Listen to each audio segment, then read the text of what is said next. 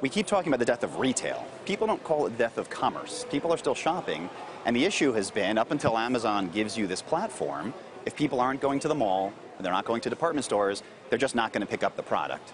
But if you give them that platform, right, Amazon growth has clearly been happening. So what was interesting, and maybe we were a little bit surprised by, was that within our normal universe, let's say, of 25 recognizable big brand names, at least 9 were already selling in some capacity directly to Amazon. Everyone has products on Amazon via third parties. So the fact that Nike came to the table now, well, Adidas, Under Armour, they're already there. If you think about other brands, even the brands that are talking about the issues with ubiquity, handbag companies, they're already there. So what's interesting is when you think about what Amazon's doing for right now, that Nike announcement and the wardrobe announcement to us actually suggests that they might be plugging this department store gap.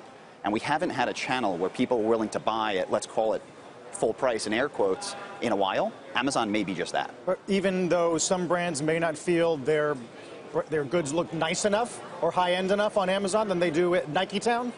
So what's interesting is, so when you started right before, it was Walmart buying Bonobos.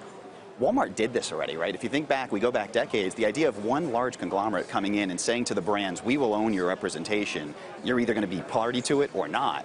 And brands worked, right? Hanes worked very well in the Walmart machine. So figuring out how to do that and where the leverage lies will be important. One important part of this Amazon relationship, to your point, is the idea that right now, if you search for Nike on Amazon, there's 70,000 things that pop up. None of them are Nike sanctioned. If Nike comes to the table, it allows you to work on that. So the image is happening right now, whether they want it or not. If they actually have a hand in that presentation, it works in their favor. Michael, I'm curious how you're hearing this conversation as someone who covers not the brands, but the big box retailers and the department stores, all of those that have been threatened by recent Amazon moves like Walmart and Kroger, Target, Costco, et cetera. Well, what all of the changing landscape is doing is pushing the traditional retailers to get better, to serve its customers better, to do it in a way that they want. And I think that will continue. As far as Walmart buying Bonobos, that was really about 3 things. That was about acquiring institutional knowledge on how it is to operate online. 2, to appeal to that more affluent customer base that has a higher penetration of spending online.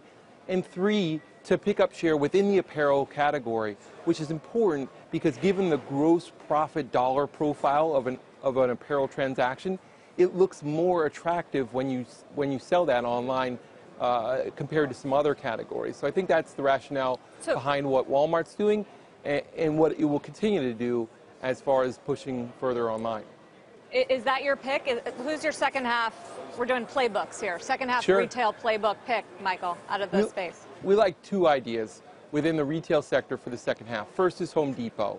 This is a sector that's going to be more insulated from some of the online competition given the tactile nature of buying home improvement products and the immediacy of the need of these transactions. Home Depot's taking share within the category and should continue well into the second half. Second is Dollar General. This is serving a low-income consumer that tends to be under-indexed online. 85% of its transactions are either in cash or on debit. That doesn't fit the profile of an online customer. Plus, it should maintain double-digit earnings growth over the foreseeable future as it opens new stores, generates stable comp growth, and stable margins and buy back stock. Those are 2 stocks we think are very well positioned for the second half of this year. Hey there, thanks for checking out CNBC on YouTube. Be sure to subscribe to stay up to date on all of the day's biggest stories. You can also click on any of the videos around me to watch the latest from CNBC. Thanks for watching.